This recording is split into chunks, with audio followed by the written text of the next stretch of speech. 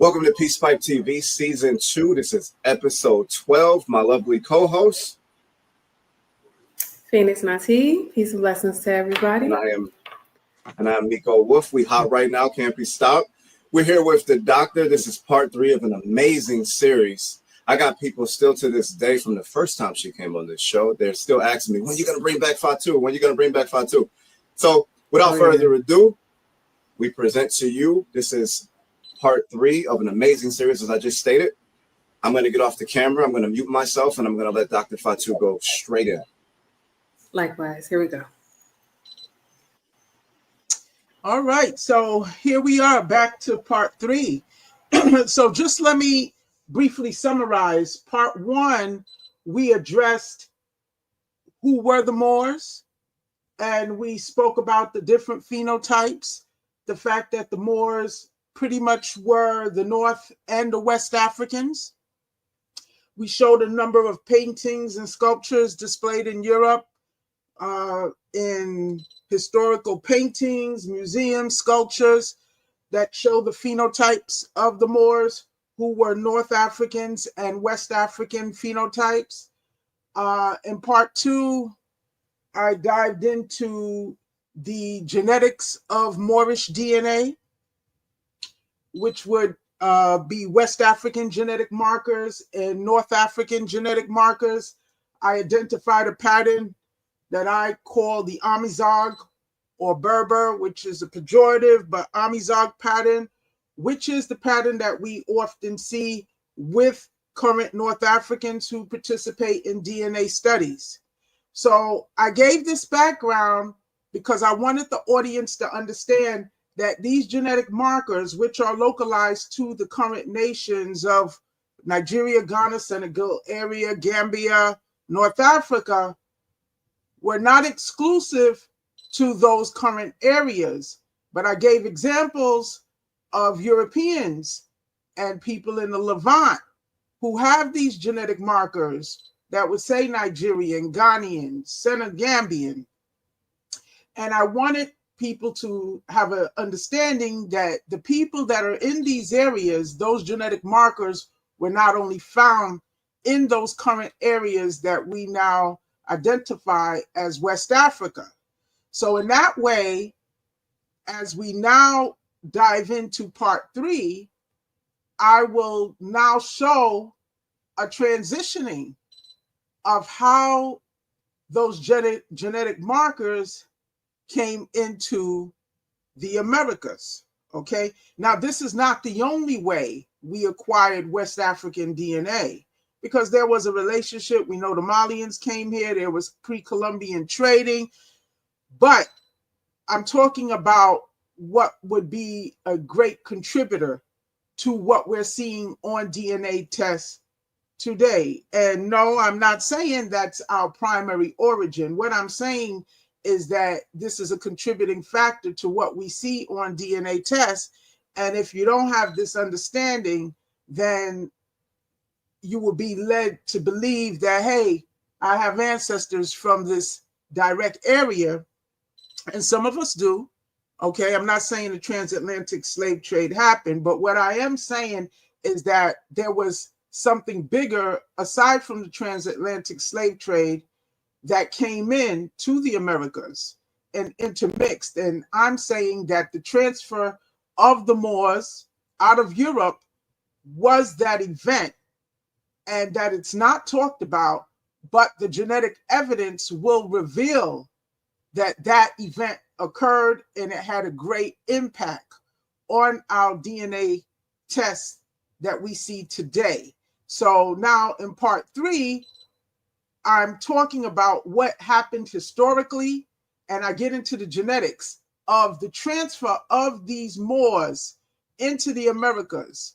And so this was the last slide that we, in part 2, that we started talking about. So in this slide, basically you have the Inquisition period, and you have an expulsion of Iberian Moors, Iberian Jews. You have mass conversions of Sephardic Jews, many who were Afro-Sephardic Jews. They were dark, okay? the original Sephardic Jews were quite dark. Many of them came out of the North African area after leaving the Levant area. They settled in North Africa. So their genotype is no different than people out of Algeria. Okay. And that's very important to recognize. So you have mass conversions and you have the moving of populations out of the Iberian Peninsula into more northern European countries like Amsterdam and England. So basically here, what I highlighted was certain events that took place that demonstrate that. Here, Portuguese merchants attempted to start a slave market in Amsterdam, but failed to get permission. Okay. And then so far I have not seen evidence to support this suggestion, but it is plausible Captain Van der Hagen may have intended to sell the African men, women, and children he had shipped to Middelburg, and he may have changed his mind quickly once their sale did not appear to be an option, instead focusing on obtaining permission to ship the Africans to the West Indies. So what I'm demonstrating here is that what's not talked about is how a big source of the incoming slaves to the Caribbean and to the colonies, in fact, was Europe. So I'm just showing the type of dialogue that took place. Next slide.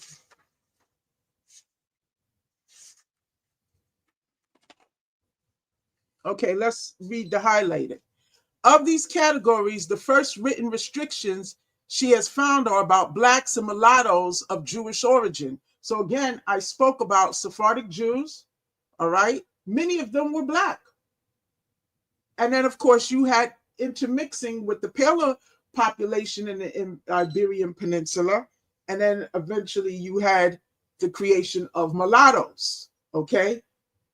But many of these populations, when you start talking about North Africa, the Middle East, and they still have Black populations in their original state, they were more Negro and indistinguishable from Africans in the interior regions. I want people to understand that. So the same applies for the Sephardic Jews as well. You go back in time, they were just simply Black. And of course, there's mixing, and then there's the production of mulattoes. So that's really what I'm showing by this slide. You have these rules show that there were at least two groups among the Africans in Amsterdam: slaves, servants, and mulattoes who were religious Jews and acknowledged as such, and those who were not recognized as Jews. Black male religious Jews were circumcised, and both men and women had to have taken the ritual bath. These actions required the official permission of the Mahamad. Okay, so again, what am I showing? That there was a Jewish community, Sephardic Jews, again from the Iberian Peninsula, who were Black. Okay, next slide. Okay, so this is an article, Black People in Europe, and it's talking about how you had a number of Blacks in the Iberian Peninsula, some of them Muslim, some of them Jewish, and you also had an active slave trade where you had the Portuguese taking Africans directly from that Northwest African region and bringing them into the Iberian Peninsula. So you had a settlement of Blacks in Europe going back from ancient times. It's only a stone throw away from the continent.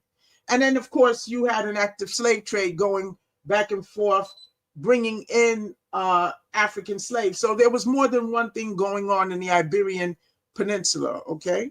And then, of course, you had the movement, as I said before, during the period of the Inquisition, where you had a movement of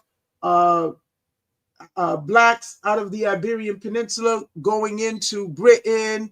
And of course, you also had Blacks that were part of the Roman Empire, people of African descent who settled into Northwest Europe.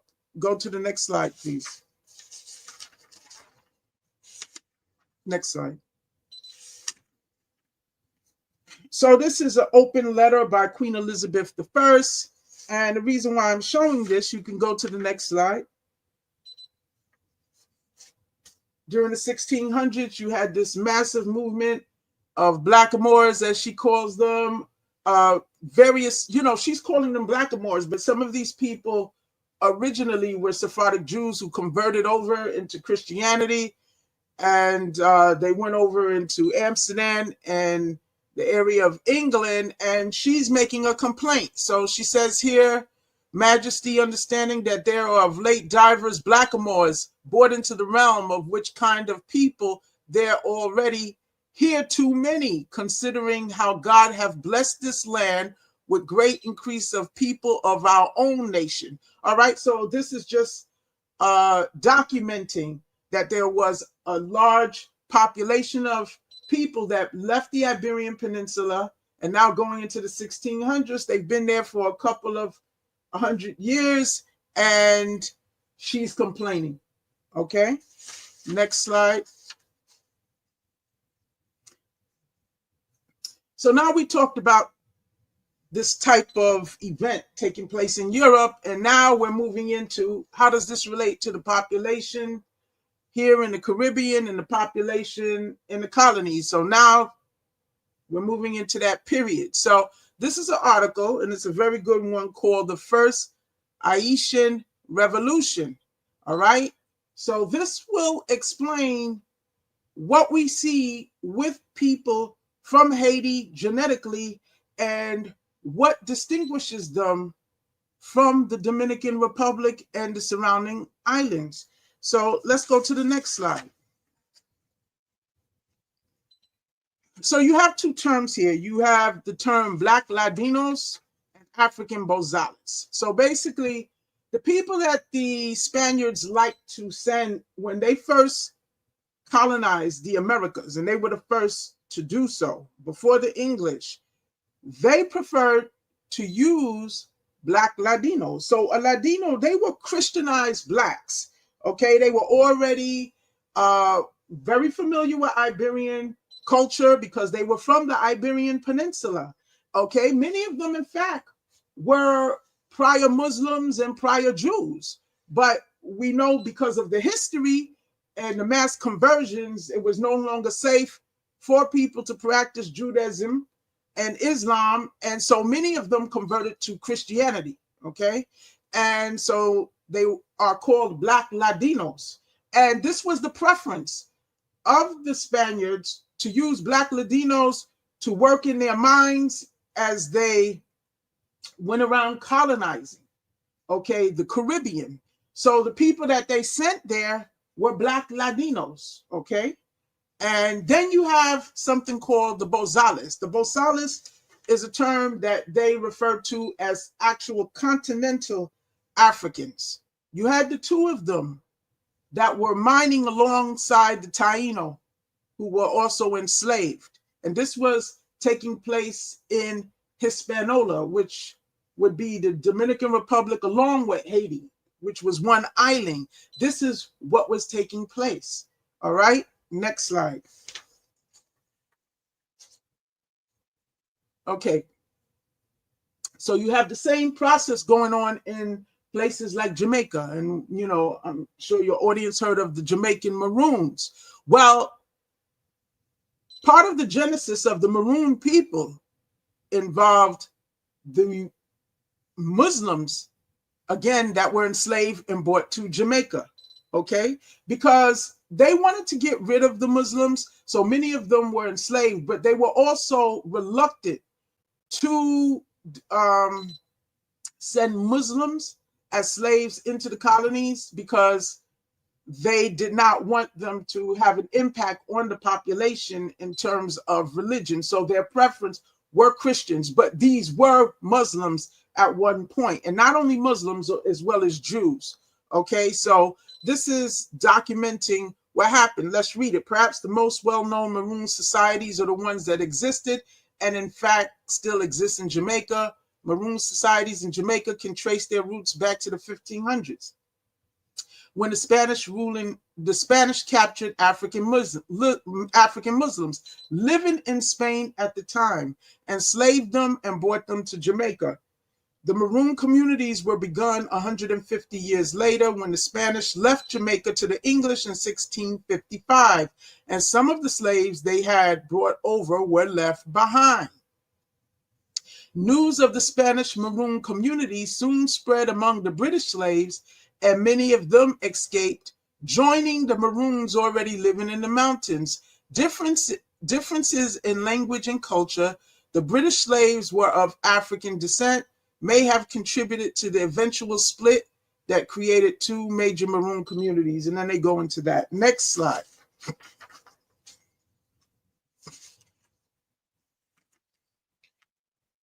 So this is a book by Judith Jarvis, and you have Donald Yates and Susan Levine, called The Book of Jewish and Crypto-Jewish Surnames. And the reason why I'm showing this, because you will find that many of what we consider very typical surnames that we see here in the United States among so-called African Americans and also in the Caribbean, it actually goes back to these Jewish and crypto-Jewish and crypto-Moorish surnames. All right, these are actually not enslaved names. Now, I'm not saying that some of us don't have it. I believe from what I've read, up to 15% of us have actual surnames that come from the owners of our ancestors, for those of us who have enslaved ancestors. But the rest actually has its origin with these men who came into the Caribbean and into the colonies. And if you trace the origin of these surnames,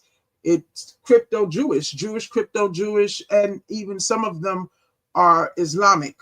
Okay, let's go to the next slide.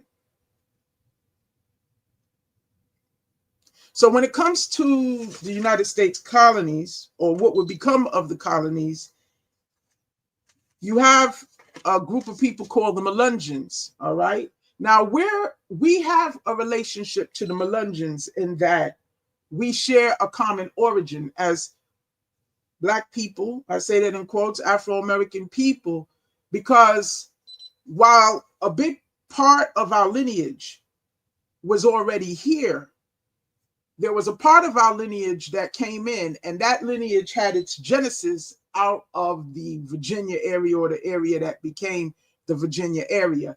And we share that in common with Melungeons. Now, what we share in common with the Melungeons is that the Melungeons are descendants of these Portuguese, Moors, and Jews. Okay, so these individuals came in, and they were also the progenitors of our forefathers, particularly the indentured servants that came in, the Anthony Johnsons, who was originally Antonio. I'll get into that a little later soon. But these men came out of England. They were not from Angola. They were out actually from England.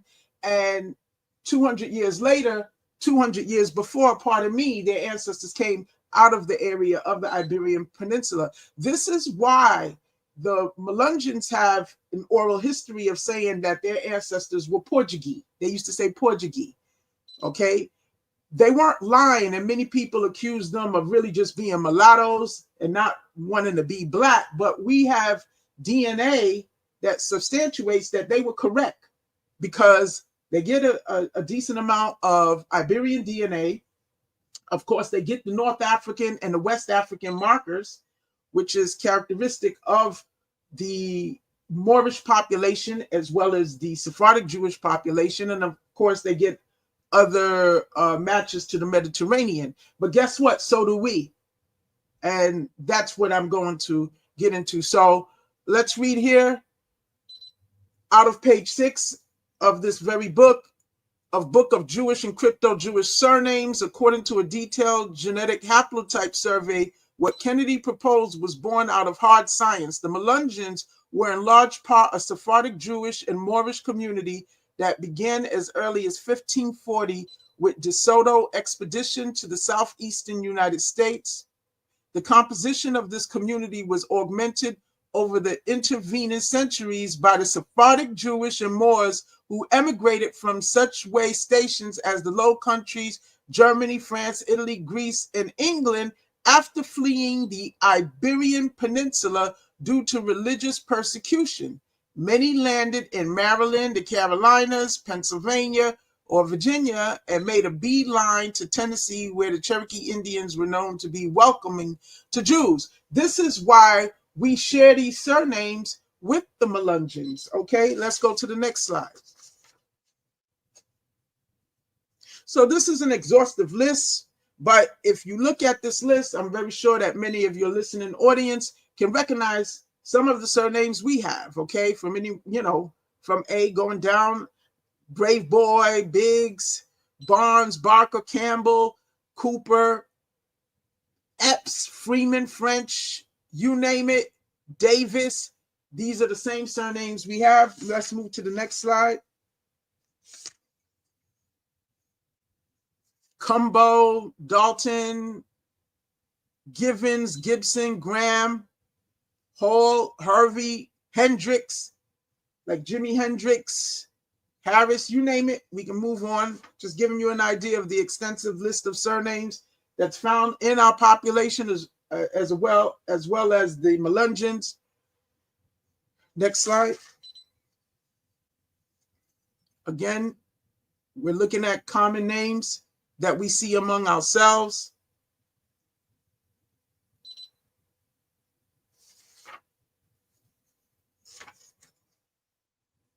I'm sure many of your listening audience have seen these names in their family trees, if not themselves.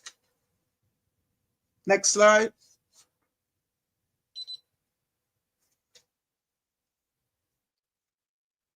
Okay.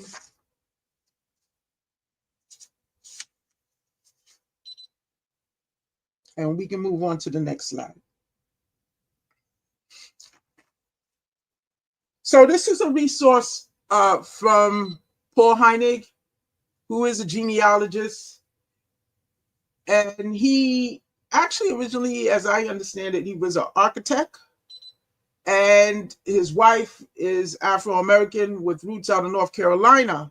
So what he did was make accessible records that normally in the past people would have to go to courthouses to read. So now, thanks to him, we can just go to our computers and we can look at this information and the documentation of these individuals.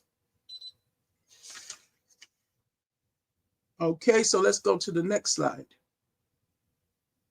All right, so I would like to point this out. Okay, this is in the Free African American site from Paul Heinig, and this is again from records. Emmanuel Driggers, Negro, born say 1620, was the slave of Francis Pott on his plantation in Magatha Bay, Northampton County, Virginia. Okay, now I would like to go down to the highlighted part. It says the name Driggers was apparently short for the Portuguese or Spanish name Rodriguez, since he was called Manuel Rodriguez in most of his deeds. In 1662 and 1663, he was taxable on 3 tithes, and in 1664, he was taxed on only himself, Manuel Rodriguez. Okay, so this name Driggers, a number of us have this name, all right? But as you can see, it has its roots with the name Rodriguez. Because again, these men that came in, they were not from Angola. They were from England, okay? And their ancestors, 200 years prior, were from the Iberian Peninsula. And these were converted men, their ancestors. So they're coming in as Christians, but their ancestors were Jews and Moors, okay? Let's go to the next slide.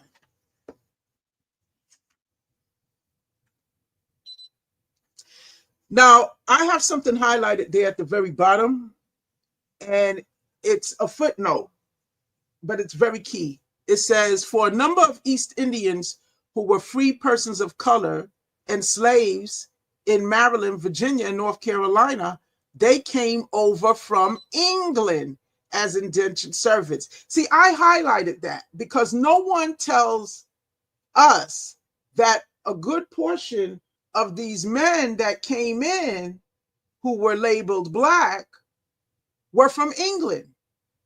But they admit that the East Indians who came from England. Okay? So I'm just pointing that out. Next slide.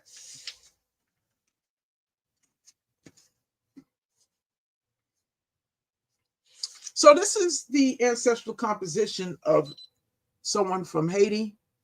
And I went over different types of ancestral compositions in part 2.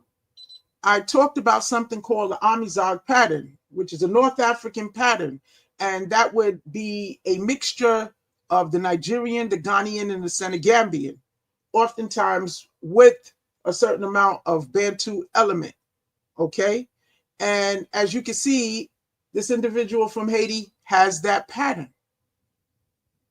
Okay, you see the Nigerian, you see the Ghanaian, the Senegambian, and you see the Congolese in Southeast African. And when it comes to people from the Caribbean, and it comes to the North Americans, the South Americans, we will all have this pattern. If you don't understand this pattern, you're led to believe that this is just because we have various African ancestors brought from various parts of Africa in a conglomeration. No, it's not that simple. This is an identifiable pattern, and it is a North African pattern, okay? When you look at the DNA of North Africans, and it would be too exhaustive to go back into the slides to show it, but if you go back to part 2, you will see that I talked about it and I showed this pattern with North Africans who are not very miscegenated. Pardon me. So let's move to the next slide, which looks at the remainder of this individual's DNA. So you can see there's a pattern here. You will notice as we move forward that wherever the European markers that we're using today is based on the lighter, paler population that exists there now, okay? And there was intermixing between the Black population, the Moorish African population, and the paler population that came in later. If you want to see where that African DNA came from, that Moorish DNA came from, what you do is you look at the pale population that the individual has, okay? There's a trend. And if you notice, this individual has a certain amount of Southern European and a certain amount of Northwest European. Now, it gets a little tricky because you have Southern Europeans that have a small amount of Northwest European, and that's just the pattern that they have if you're accustomed to looking at it.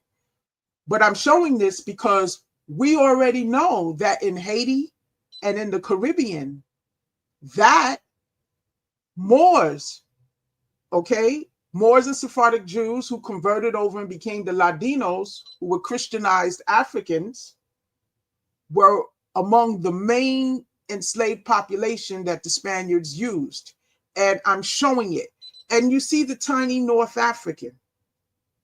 I've explained this and I'll explain it again. When you see North African in terms of its modern definition, that reflects modern mixing between the unmiscegenated population, okay, which is indistinguishable from Senegambians, Southern Europeans, and Levantine elements together creates what we term the modern North African. So when you get tiny percentages of North African, if you know, for those of you who get it, and quite a few of us do, that reflects a modern definition of what a North African is.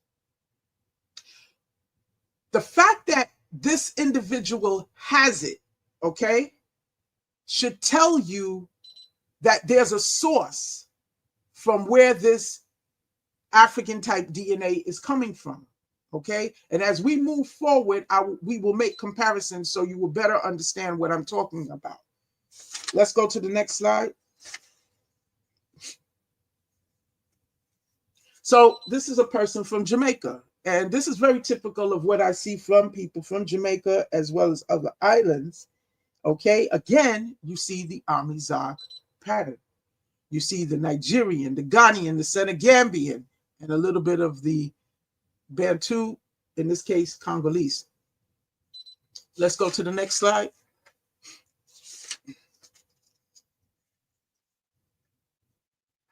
And what do we see? So I always say, let's look at the European DNA, because when you look at the European DNA, which again is based on the current population that's there now, you will see this is where they took the Moors from. So you will see the predominant European DNA operating here is what?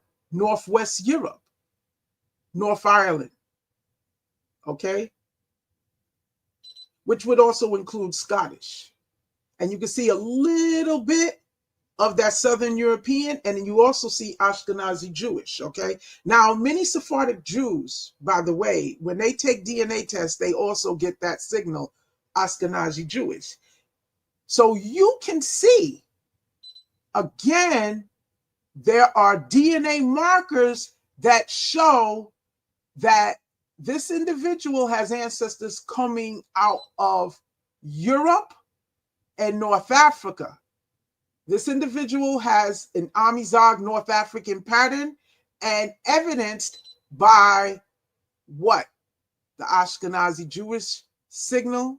We also see a little bit of the Iberian, because remember, the Iberian rule, the Spanish rule, was in the Caribbean first before the British became involved. So the more recent is more amplified on DNA tests. So when you see these large West African markers, it does not mean that's the majority of your DNA. It's like looking through a telescope. When you're looking through a telescope, that which you see close to your visual field is more amplified. That which is towards the end of the scope appears smaller. It does not mean that is the majority of your DNA. So remember, when you start looking at history and you realize the Iberians, the Spaniards went into the Caribbean first, that's why the Spanish DNA is smaller. The British involvement in the cleansing out and the Irish slavery occurred more recent. So that DNA is more amplified, okay? So that's something else I wanted to point out. But the fact that a number of us get these signals, the Ashkenazi Jewish, which is found with a number of Sephardic Jews as well, the fact that this individual has a North African pattern, it clues us in to where a good portion of this DNA is coming from. Next slide.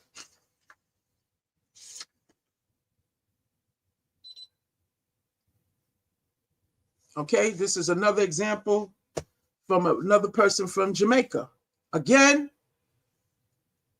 how do we know that this is a North African pattern? Well, this individual gives another clue. So we see here the Nigerian, the Ghanaian, the Senegambian, and we see the little bit of the Bantu, the Congolese. But if you look down, you see that tiny Somali. Now, in part 2, I spoke about this. The Amizigh people settled in North Africa, but they are not the most ancient in North Africa. You have a people there that was older, called the Bafour people. That's often not talked about. The Amizigh people actually came from East Africa, okay? They came from East Africa. And so for many people like ourselves, when we take these DNA tests, we don't understand why we will get 0.1 or 0.2 of Sudanese, Sudan, Somali, Eritrea. To us, it's insignificant, but what are we doing with it? That's the key. Well, that's part of the Amizigh North African pattern. If you look at people's DNA tests from North Africa, and I've seen plenty of it, they get this same pattern. They get these tiny, well, theirs is a little larger for obvious reasons. They get these markers from Northeast Africa. They'll get the Somali, they'll get the Eritrea, they will get the Ethiopia and the Sudanese, in addition to the Nigerian, Ghanaian, Senegambian, because the rule applies. Going back in time, their more ancient ancestors came out of the Horn region, which involves those countries, and they migrated into North Africa and intermixed with the population there. And the population in North Africa has the Ghanaian, Senegambian, and the Nigerian DNA. So they acquired that DNA once they migrated, and they became the modern Berber Amizigh people that we know today. And you see the pattern here. Now, why is this significant? Because this does not line up with the transatlantic story. Now, I'm not saying it didn't happen. I'm saying that's the only story they're telling us. But there's something else that evidently contributed to this genetic pattern that was more prolific. Because we're not seeing coastal West African DNA patterns, and I will show it as a comparison. What we're looking at right here is a North African pattern. And this is what I see all the time. Let's go to the next slide. So this is a continuation of the same individual's DNA. And look what you have. Again, you have, for the European DNA, you have a predominance of the Northwest European. So we often hear about the Irish slavery with regard to the Caribbean. We hear about the dispelling of the Highlander Scots. And what do we have here? That trace North African, which is a modern construct, because during the Umayyad dynasty, you had the movement of people out of the area from the Persian Empire sweeping across down through the Levant, all across North Africa. You had a lot of mixtures going on, and they carried that DNA into North Africa. That event took place even before there was a movement of an Islamic movement of Moors into the Iberian Peninsula. Now understand that there was an African Black presence in Europe that went back to ancient times. We know the planet was Black. That's no secret anymore. But when you start talking about the Islamic movement that occurred in the 700 ADs going into the Iberian Peninsula, you're talking about the movement of additional DNA that involved this type of DNA that created the modern North African that we see today. So the fact that we have that DNA, and many of us do, okay? Sometimes it shows up on conventional tests like this one. Sometimes you have to use third-party DNA tests to see it. But it's hard to find any one of us that come out of the Americas that don't possess these markers. And that is noteworthy because that does not line up with the traditional we come from Central West Africa and that's just who we are, and we just don't want to be that, because that's not explaining these markers. That's not explaining this North African pattern. That's not explaining these tiny markers to Somali, Sudan, Eritrea. It's not. It's really not. So there's something else, and that's what I'm showing, evidenced by the genetic pattern. Next slide.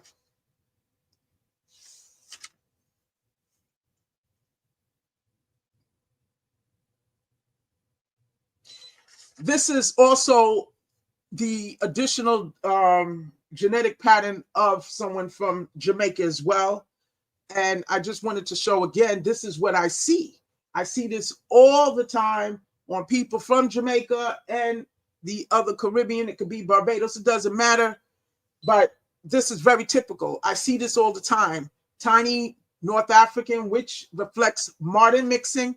And remember, I spoke about North Africa as a modern construct. Well, let's look at how they divide North Africa. You can see they have the Levantine influence and you have the West Asian. So remember I said that the modern North African mixture was created through the movement of elements coming out of the area of Persia down through the Levant. You have the Turks and you have various different people mixing with the original population. That creates the category we call modern North African. But you best believe there's still people in North Africa as far up as Tunisia who are not that miscegenated, and they have the similar patterns that we do, okay? That's what I'm pointing out. So you can see this person still shows that element that went into creating the modern North African. And that's why he has tiny matches to West Asia and North Africa as well. Let's go to the next slide.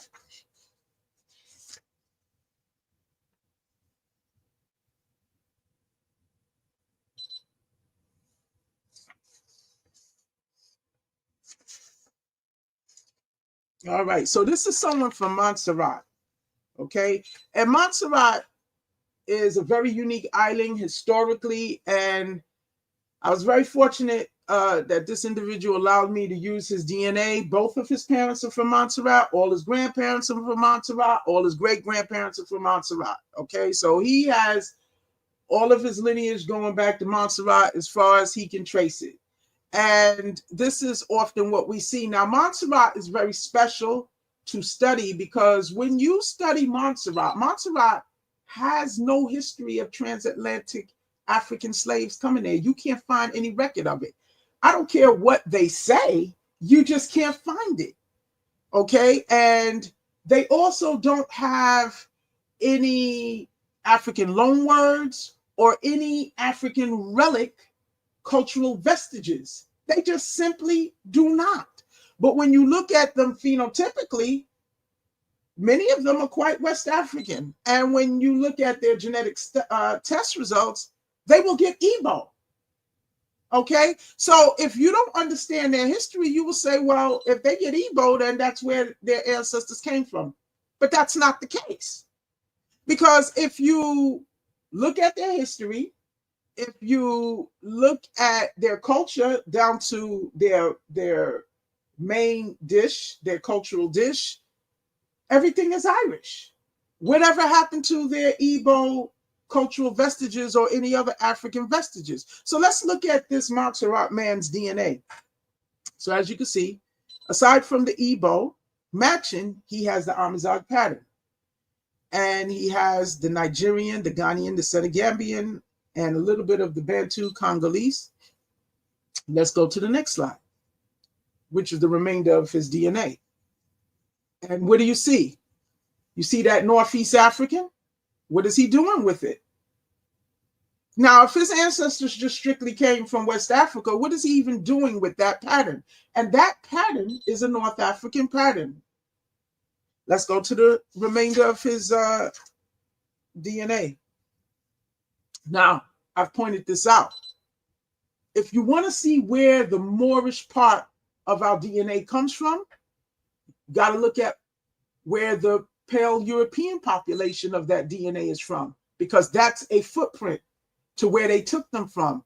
Now, with Montserrat, Montserrat is not a complex history like Jamaica, in that you had different types of colonists and enslavers coming into Jamaica. You had the Iberians, then you had the British, you had Moors and Jews that were expelled. You had a lot of stuff going on in Jamaica. That's not the case with Montserrat. Montserrat is very simple. Pretty much it was occupied by Caribs and Arawak/Taino people. Then you had Oliver Cromwell enslaving 300,000 Irish people and sending them to the Caribbean and some to the colonies. But the Caribbean was heavily hit, and Montserrat was hugely hit. Okay, so we're not dealing with complex history when we're talking about Montserrat. That's why it's very key to study Montserrat. Now, let's look at his DNA. You see how it's very simple? Look where his European DNA reflects. Ireland. They're very, very clear. Ireland. Okay? And that's where his Moorish ancestors come from. Let's go to the next slide. Because just because someone was Irish and enslaved doesn't mean they were pale. Who says that everybody in Ireland was pale? Okay, so this is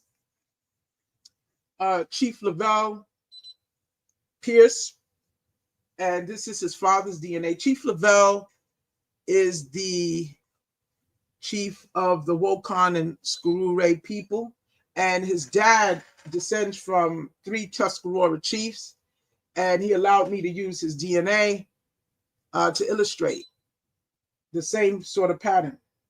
All right, so this is Lavelle, Chief Lavelle's father's DNA, and when you look, he has the Amizigh pattern. Now let's look at this. He has the Nigerian, he has the Ghanaian, he has the Senegambian. And you will see there, because now we have more advanced DNA studies, we're able to localize the different groups that we match to, okay? But you will notice that now we're getting these matches to Fulani, okay? So you will find that many of the Amizigh people also get those matches as well, all right? This is a North African pattern. And of course, he also has the prominent Bantu matching, which when it comes to those of us from the Americas, a lot of that Bantu similarity is ancient. And I went into that when I addressed this in the prior lectures when I talked about indigenous DNA and the types of patterns that it show up with regard to America. We were primarily Bantu similar in terms of the types of characteristics. We were not Bantu people, but again, I'm using that term in terms of we were most similar to the people of Southern Africa, from Angola going down the border of Cameroon, going down across Kenya. This is why we get those types of matches. All right. So you will notice in Chief Lavelle's father's case, that element is larger because that element was already here. That's what I'm pointing out. Okay. Next slide.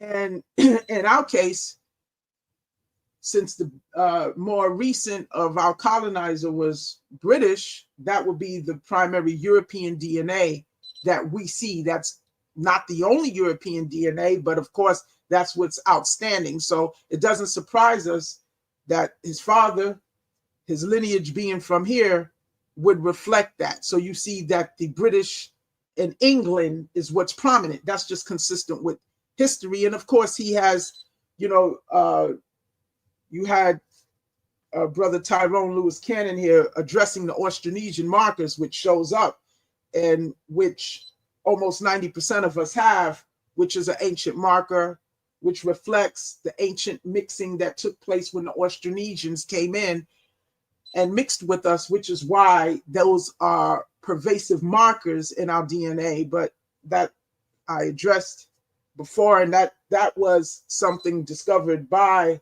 that pattern was discovered by Brother Tyrone Lewis Cannon, but that's another topic that was discussed already. Next slide.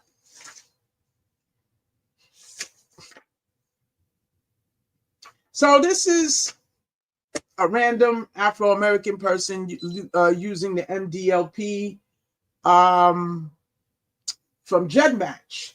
And this is where you start seeing the truth. They keep saying that our ancestors came from West Central Africa. And we know that for most of us, many of our ancestors were indigenous. And yes, you had different people coming in. But let's look at her secondary column on the right. This is what I often see. I see this with people from the Caribbean. I see this with people who are identified as so-called African American. And let's look at it. What is an African American doing with Algerian, Moroccan, Tunisian, Sudanese, Amhara, which is from Ethiopia? What are they doing with it? See, this is why doing our own independent studies is key. because this is not something unique to this individual. This is what I typically see. Now, for some of us, we may not see it. It may be overshadowed by European DNA, which reflects, again, the modern population that's there now. But this also shows up on third-party DNA tests, other DNA tests, okay? In her case, she doesn't have a lot of European DNA. She has some, but the North African was able to show, and that's why I'm showing this, okay? So we're seeing the truth of who came in. These men that came in to the colonies, the Anthony Johnsons, the Manuel Driggers, these men were not from Angola. These men were Moors, Sephardic Jews, and those men have North African type DNA. Now, that's just logical. If you are in Europe, wouldn't you be more related to the geographical area that's more in proximity, which is North Africa? So it only makes sense. Okay, next slide. So this is the Map My Genes from sequencing, which looks at the populations that you're most similar to. And this is very typical of what I see with so-called Afro-Americans. This is particularly one pattern. And as you can see, the test population, which in North America is the Denver, a test population out of Denver, Colorado, Afro-American. So it's only logical that this individual would match greatest to their own population. That's why the circle in the United States is the largest. But as you can also see, look where the second largest circle is. It's in North Africa, in the Algeria region. That's actually Algeria. If you would look at the table, it's Algeria, okay? And you will see tiny dots in Europe, okay? That represents the size of the circle represents genetic similarity. And of course, you have a little bit down there in Nigeria. And of course, in the Mexico area, this represents the modern population and similarity. But we're not surprised by that, because for a good portion of us, we come from the Southeast. Our ancestors were indigenous to the Southeast, and then there was crossing even with the population out of Mexico running up and intermarrying. This is why we also get matches to modern Mexico as well. So, and of course, there's tiny matches to the paler population in Europe because of intermixing. Let's go to the next slide.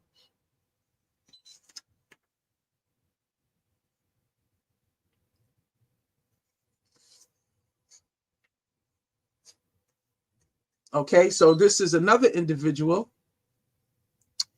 And his map is very pronounced, so we can see it. And he's a so-called Afro-American. And you can see his biggest circle is in North America. So we're not surprised about that, because that's the test population, the Afro-American population from Denver. But let's look here. He has a huge circle out of North Africa. What is he doing with a huge circle out of North Africa? And you can see the multiple circles throughout Europe. And again, throughout South America. These are, you know, Peruvian, Colombians. You can see Mexicans. He's all over the place. And this is actually very typical of so-called Afro-Americans. This is actually quite typical of Afro-Americans, okay? But someone needs to explain, what is that huge circle doing out of North Africa? Because according to what they keep telling us, that shouldn't exist. It should just exist out of West Africa. But understand that North Africans have West African type DNA. So I'm not surprised about those circles.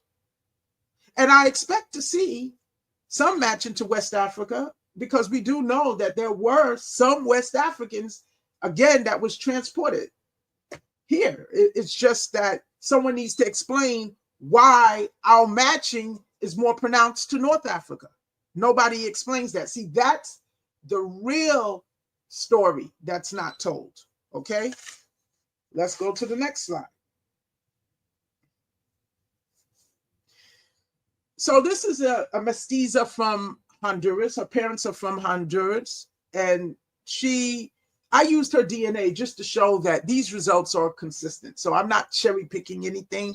So when you look at her DNA, you can see that her genetic matching is, you see that whole cluster around the Iberian Peninsula and all over Europe, because she's really native mixed with Spaniard. She's really 50-50. I think she's like 40% native based on the modern population in Central America now. Okay. And you can see she has matches out of the Canary area, Iberian, but she has some North African. She gets a little bit of, dots all over Africa, but her pronounced matching is out of Europe. So I'm just doing a compare and a contrast. Okay, so nobody, thinks that I'm just cherry picking. These results are consistent with the history of each individual. Okay, next slide.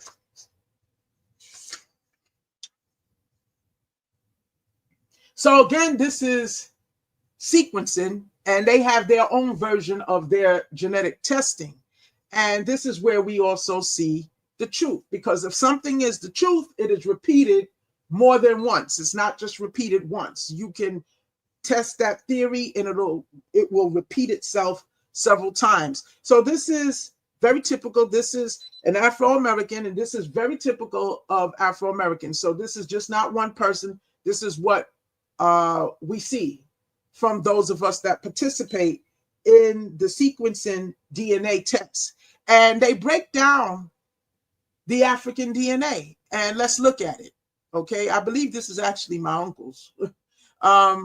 Ethiopia, you have Nigeria, you have Gambia, you have Sierra Leone, you have Kenya, Senegal, and Central Africa Republic.